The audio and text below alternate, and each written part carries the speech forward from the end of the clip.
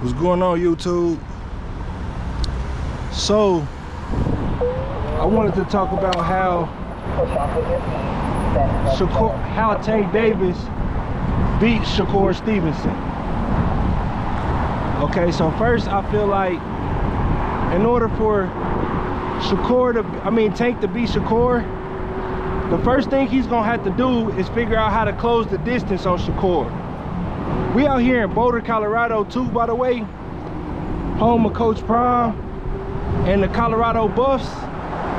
But I'm on this line right now and just trying to give y'all a little quick boxing breakdown, man. But anyways, the first thing Tank gonna have to do is figure out how to close the distance on Shakur. Now he really gonna have to utilize his jab a lot more than he do in all his other fights, because Tank can jab, but he don't do it that often. He don't use it that often, but that's because of the level of competition that he fights.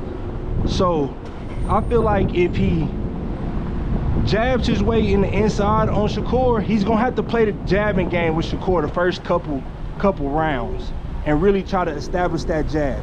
If he can't establish that jab, I really think it's gonna be a long night for Tank, because Tank is smaller than Shakur, and he's shorter, and his reach is about the same as Shakur. But the fact that Shakur judges distance so well, you having the same reach as him, you might as well be.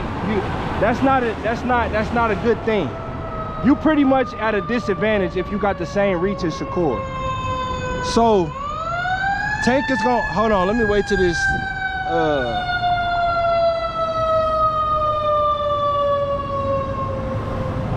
yeah, so what I was saying was, if you got the same reach as Shakur, you at a disadvantage, because he gauges distance so well that if you the same or maybe like an inch off or so, you at a disadvantage. You need to be, excuse me, you need to be at least about three inches have a 3-inch reach advantage on Shakur for it to really be an advantage for you, because of how well he gauges that distance.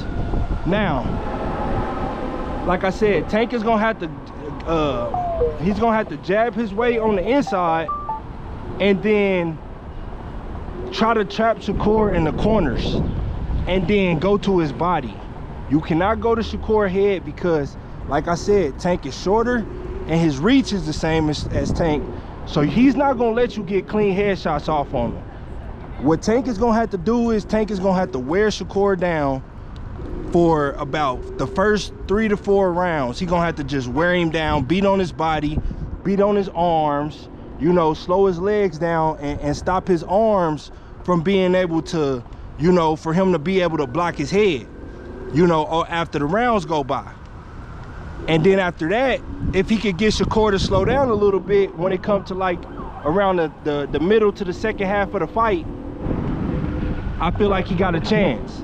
And then the head will be a little bit easier to find if he can break Shakur down a little bit. But the key to me is for Tank to win is gonna be the jab. He's gonna have to jab his way in. He's gonna have to figure out, because to Shakur, man, he gonna do what he did against De Los Santos. He gonna just, as soon as you coming in on, excuse me, as soon as Tank is coming in on him, he just gonna, you know, just jump back, take them steps back, and keep that distance in between them, you know. So it's gonna be a task in itself for Tank to figure out how to close the distance, man. That's gonna be his biggest obstacle in a fight with Shakur. But anyways, man, I'm out here in Boulder, Colorado, like I said, home of Coach Prime. And I'm gonna be doing these videos, man, you know, giving y'all breakdowns. Like I said, I'm driving cross country, so I'm gonna be giving y'all breakdowns on my, like, as I'm going through these different cities, show y'all some that y'all might not ever seen, you know. But that's just my thoughts on it, man. Let me know what you think. Boxing is perspective, so let me know yours, man, in the comments. I'm out.